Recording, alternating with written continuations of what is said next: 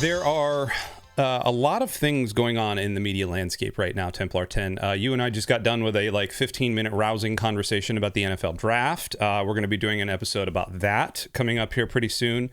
So stay tuned, all our sports nerds out there. The Last of Us Season 2 is running, which we're going to have a conversation about that this week as well, Episode 3. And probably in my opinion, the best show that's out right now, Andor. I'm not going to make any sweeping judgments yet, but I will say the quality level of Andor was immediately apparent to me the first 5 minutes into that show. It was like a warm hug coming back. And so we are here on this episode of the Roundtable, episode 20-something, to talk about Season 2, Chapter 1, or Episode 1. I think they call it Chapter 1, a year later. And it's aptly titled A Year Later because we're assuming a year has passed in whatever galactic time scale that a year actually is in the Empire. And I am going to ask our good buddy over there, Templar 10, his unfiltered, uncensored thoughts on this episode right now. Templar, give me your unfiltered, uncensored thoughts. Go. I thought it was a pretty good episode. Not to be anticlimactic. Pedantic. Yeah, pedantic. I love it. I thought it was solid. First episodes are a little tough because first episodes of a first season presumably need to try to grab you in a way that first episodes of a second season don't, right? Yes. Because you're already, presumably if you're watching the second season, you're already invested somewhat that you've come back for the second season. And they did have an action, we just saw it there with him stealing the TIE fighter. And we're going to have spoilers. So sorry. So be aware, spoilers for the episode here. Of him stealing the TIE fighter or the TIE interceptor in the opening scene, the prototype, which was a good way to start it because there really wasn't a lot of action for the rest of it. There's a little bit at the very end of the episode, which I wasn't really expecting there to be. So that was all fine. So the first episode of season 2 doesn't really need to grab you. And so I would say it didn't really, in the sense that I wasn't that invested in anything. But again, it's the first episode. It's mostly just set up. And I think I need to go back because I didn't go back and rewatch season 1. But I think I need to go back and just sort of review a bit of season 1 just to remember. Because I was remembering most of it. Okay, that's that person. And oh, right, okay. But I don't kind of remember all of the subplots that were going on. So I think I need to brush up on a little bit of that just to kind of get reacquainted with it. But overall, I thought it was solid. I had some questions about some of the tone in the episode that I thought was a little strange. Just in terms of some of the scenes, I wasn't sure exactly what they were going for. But overall, it's ineffective. It's like a laying the groundwork type of episode. You get him stealing the TIE fighter and then getting put with this brigade or whatever. Then you get the meeting that the one Imperial officer that we kind of followed, the female officer from last season, Dedra, is involved with. And she, about this plan to get this mineral for resources or energy production. And so you have the kind of, and then you get the other parts of the other people with Cassian waiting for him on this farming planet and a little bit of them. So it's a lot of setup for, I think, more interesting things. Oh, and then you get Mon Mothma on the other planet. So there's 4, I think, storylines kind of going on. It's all sort of set up for things that are going to come. So I think in terms of that, it did a decent job. To your point, the production value is extremely high. Yes. And as you say, immediately noticeable. As soon as it flicks on, you're this is a show that a lot of money was spent on.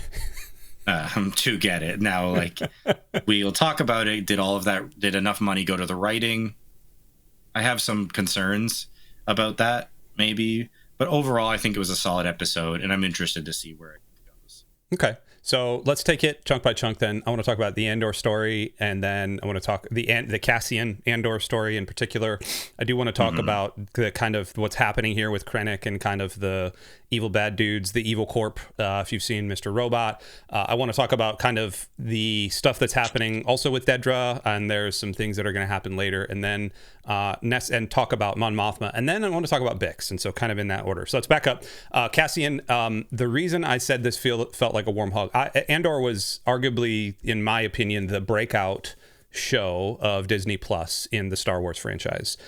It really sort of it was critically well received, but more than that, it was like a good story, and it didn't have Star Wars. And you and I did a trailer breakdown a couple of months ago, and I said, "Oh no, they're putting Star Wars into my Andor," which was kind of tongue in cheek because yes, it is a Star Wars thing, but it didn't really have like lightsabers and all that. And I will say, yes, there were TIE fighters, and they made the TIE fighter turbo laser sound, and the stormtroopers made the stormtrooper sound, and they were bumbling as always, and yada yada yada. But it didn't feel like Star Wars, which I thought was a plus for Cassian. I did think it was kind of interesting that in a year, Cassian has turned from this sort of like uncouth, very like not super spy into like they portrayed him at the very beginning of like, oh, this dude's James Bond. Like you can't, you don't look at me, like all this other stuff, and he's like really warm and welcoming. But then I think it's interesting, like that immediately breaks when he goes to sit at the controls of the TIE fighter and he goes backwards. Like I thought that was an incredible bit of comedy where they just broke him. He's no longer super spy. What did you think of kind of all of the setup for Andor and then him crash landing with this weird snake brigade thing there? I didn't know what to make of them because they were kind of bumbling in a sort of comedic way that I just didn't know what to make of, because it's just not what I was anticipating for the tone of the show. It just seems like very, like bumbling comedy in a way that I thought the show would take a more serious tone. And I mean, certainly some of it is, like all of the stuff with Mon Mothma is quite serious, like kind of straight on.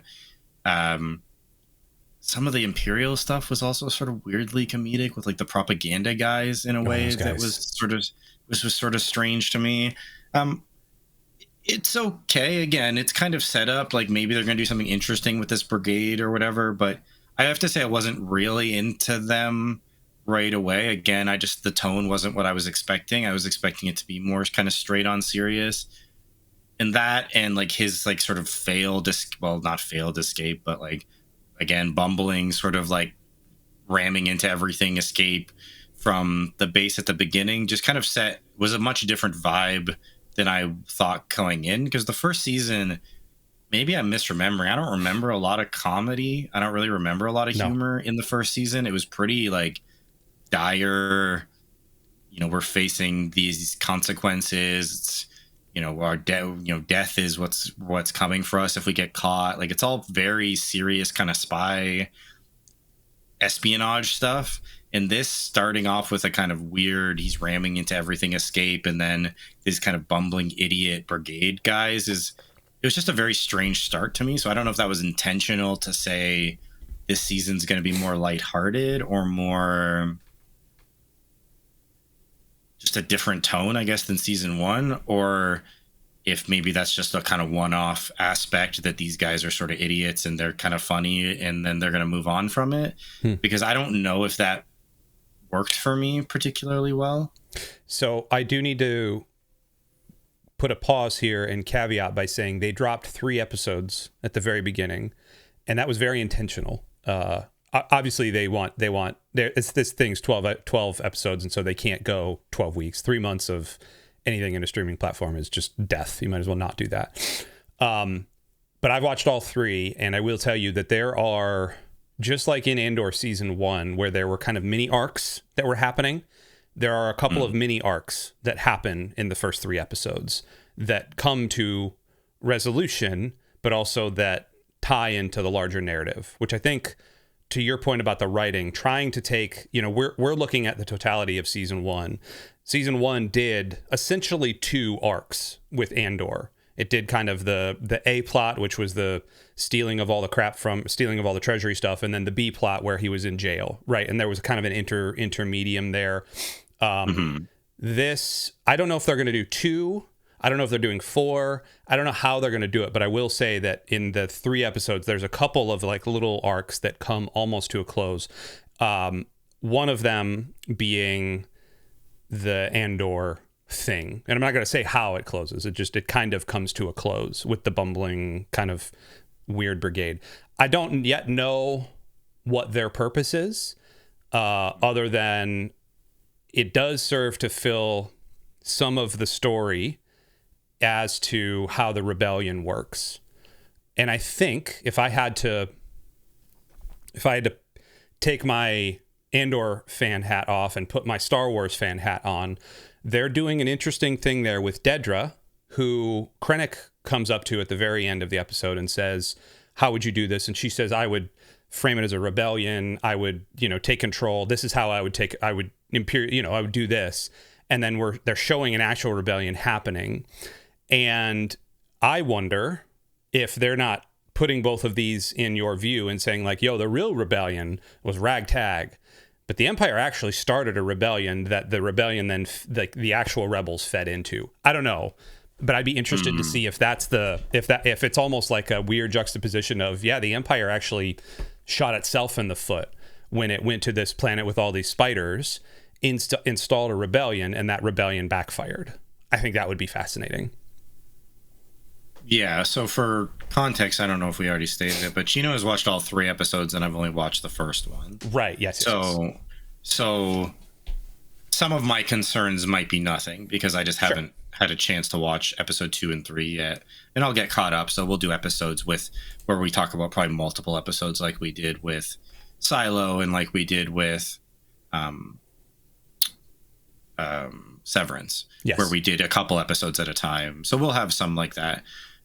So outside of that, the other stuff was all fine. It was mostly set up. Like, I don't want to be too harsh, and a lot of it I think wasn't like particularly bad. I just didn't understand some of the tone. Again, with the kind of bumbling, those like the brigade that were like bickering back and forth, and they're kind of infighting, and at the end of the episode they actually start fighting and shooting each other. So there's like a break there. They go from just sort of needling at each other to actually just openly fighting each other. Right. Oh, John Campia. Shout out Mr. Canada, John Campia. Yep, here he is. I figured I'd pull him up just for you. Sure. You guys are having elections today. You need to. We have an election today. Appropriate, sure. Yeah. So in terms of the other ones, the Mon Mothma one is fine. I think her plotline is maybe the one I remember kind of the least about from season 1. Like, I know she had some backroom sort of dealings going on, and there is a hint at that. She keeps trying to talk to this one guy about he's got some personal issues going on, but about this foundation, which is like their support money for the rebellion, money for the rebellion. And that's fine. But then we also get, the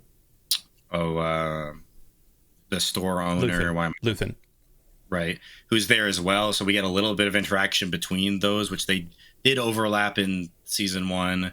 So we're getting them together again right away. And obviously he's involved, but there's not a lot with him yet. They're just trying to figure out, at least in episode 1, what went on with Cassian, because they don't really know yet. And then there's this subplot or like something going on with like Mon's daughter, I guess, or someone's daughter. Mon's daughter is marrying someone. It sounds like it's a sort of marriage of convenience or political kind of marriage more than any kind of marriage out of love, which is fine. But like, there's not a lot. I don't remember her much from season 1, so that the implications of that might be lost on me. But it was fine. That's the real like backroom dealing, political espionage type of stuff that just isn't really my thing, even if it's well done. So like, that was the stuff from season 1 that I was kind of the least attached to, but it seemed fine. And then the Imperial one was interesting, that they showed this like infomercial about these spiders, and I'm like, where's this going? Like, why? And they let it play for a long time. I'm like, all right, I don't know what's happening here. Yeah. And it's an interesting idea of the backroom workings of like, how are we going to stage this? And we need these resources, so how are we going to do it? Like, certainly there's some colonial things there that are being addressed, like sort of political conversation there to be had. And that, as you say, that's where they had the conversation about inciting this uprising, which, is because the propagandists that's not going to be enough to sway opinion, and it's a pretty wealthy planet, and so if they're going to try to like strip mine it essentially in this way, there's going to be a lot of pushback. And so it's interesting to see that side of the Empire where they have to kind of do these things. They can't just go in and kind of enforce their will like as they want to. They have to sort of be a little sly about it, which is interesting. So I'll be curious to see where that goes. Again, some of the tone of that was kind of comedic in a way I wasn't really expecting, especially with like those propaganda guys seemed kind of odd. But it's interesting, and I'm curious to see where it goes. So I think it was all pretty effective. I sort of feel similar to the first episode of The Last of Us, although I'm more positive on this. It's just that it's a lot of setup, and I don't know where it's going to go yet. So there's a little bit of action that was kind of cool. And the TIE interceptors are way more durable in this than they have been in anything else I've ever. Like he was slamming that thing into rocks and all sorts of stuff. Didn't seem to be damaged at all. So that's quite the ship. Yeah. It's impressive. Yeah. So I'm glad they started with an action scene to kind of hook you a little bit. And maybe that's an indication that there's going to be more of that in the season. And otherwise, it would have been a fairly dry episode if I think they hadn't had that. And then a little bit of the tension with those kind of whatever brigade guys. So yeah, overall it's effective. I don't know if I have too much analysis of it just because I think there's so much that I don't know yet. I don't want to be overly critical. Sure. But yeah, in terms of some of the tone, I had some questions because the writing seemed a little strange to me, but maybe that'll all be paid off. So yeah. Well, dive into that. Like what are writing with Cassian, writing with the farmers and Bix and kind of all that stuff there, like where are you thinking? There wasn't a lot with them. Like I don't even know if there was really enough there. You know, it's just more kind of tension of they're hiding out, kind of waiting, and then an Imperial like inspector shows up. So there's some tension there, but that was all fine. It was mostly the writing, like again, just like the comedy, like the weird comedy stuff that I just didn't know what to make of it. It just seemed incongruous with the show. Like it just didn't seem to mesh with what my vision of the show was going to be. And maybe that's just my interpretation not lining up. And maybe I'm not remembering some comedic elements of the first season. I just don't remember them. So that's what I mean by the writing. Like other than that, it seemed fine. Like the politicking and the spycraft stuff all seemed fine. It was just the kind of weird vibe of it that I wasn't totally into. And again, maybe that'll all work out and it'll be fine. But I'm a little cautious about some of that because that type of humor can, I think, kind of go wrong and just kind of grate on you if it's too much. So, but you've watched more than I have, so we'll see. But yeah, overall, I think it was solid. I'm into it. I'm looking forward to it. And as you say, Andor has been the one, at least live action show that I think has been I mean, The Mandalorian was popular for a while, but most of their live action stuff has been kind of duds. Yes. Some of the animated stuff has done very well, but in live action, Andor really has been the one. So I'm hopeful it's a good season. Have you watched the new Daredevil season? No, I haven't checked out any of that. Okay. How am I going to put this? I'm going to put a pin in that. Have you been playing any of the Oblivion remake yet? Yep. Yeah, I have. So Oblivion did this thing back in 2006 when it was released, or 2007, whenever it was released, where the tone of that entire thing was like gritty, right? Like it was this weird sort of demonic thing happening. And then it had a bunch of moments of unintentional comedy where, and I think, you know, that's partially due to Bethesda being really janky at video game programming, and they can't help it. But I think, you know, hearing and reading a lot of like retrospective stuff that has come out after the fact, Oblivion is probably, it's my favorite Elder Scrolls game by far. Okay. It's because Skyrim's good, but I feel like Skyrim tried too hard to do that. Like, I feel like they doubled down. And granted, Skyrim's on everything. Like, I can play Skyrim on my Apple Watch if I want to. Like, it's just everywhere. And I've bought probably 3 or 4 copies of it. But Oblivion, though, is the one where the unintentional comedy, I think, is like part of its charm. And I don't know if Andor is trying to unintentionally be funny like Oblivion was, or if it needs a pressure release valve. Because one thing I agree with you in season one it had a couple of moments of unintentional comedy, or like after the fact, like it was just one of those like, that was really funny. These guys are about to die in a jail, and the floors are like, you know, whatever. But Gollum over there, he's making a joke. Like, that's pretty funny. Andy Serkis over there with his smoker voice. So like, yeah, that's pretty funny. I think if I had to read the tea leaves, they're trying to do the Skyrim thing of they're like, oh, that was funny. People reacted well to that. Let's just turn that dial just a shade and see what happens and see if people like it. You could see this happening in the prequels as well. Not necessarily, well, and in Return of the Jedi, now that I think of it. Return, coming off Empire was just this like morose, like there was nothing, everything was just death and dark and depressing, and there's tauntauns and snow and just people being killed all over the place and people being frozen in carbonite. And then you have Return, and all of a sudden we have these like fuzzy teddy bears that are playing drums on Darth Vader's helmet, stuff. It's like they were like, no, we get it. And so I feel like they're doing that. And I agree with you. It could tip, and it could very much be like, all right, what are we doing here? The reason I brought up Daredevil is because the new season of Daredevil, did you ever watch any of the original series? I did. I watched some of it, yeah. So you know how it was like super dark and super whatever, depressing and gory, and Kingpin is like obviously a bad dude, and he's doing like good gory stuff. The new season of Daredevil is really good. Like I have to say, like, it is very good. It is very well done. It feels almost like Daredevil and Andor had like handshakes, because there's like a couple of plots that are happening, and yet there's those moments of unintentional comedy. And I almost wonder if they took a page out of Andor's book and said, hey, we're going to try that. We're going to try to like put so much pressure on this that we need to have these moments of release valve.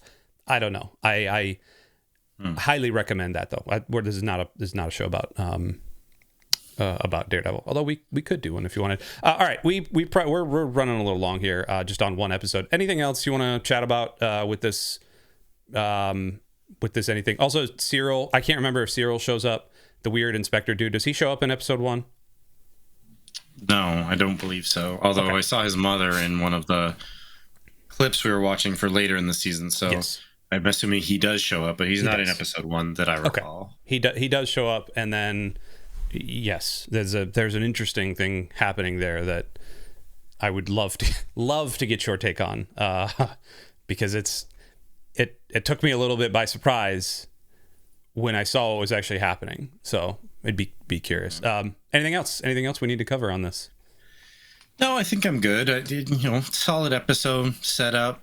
Interested to see where some of it goes. Curious to see if they keep with this tone, if it stays serious, if it stays kind of comedic, or maybe this is just like certain characters and they'll move on from it. So I have some questions, but overall I thought it was like pretty solid, and I'm into it. So yeah.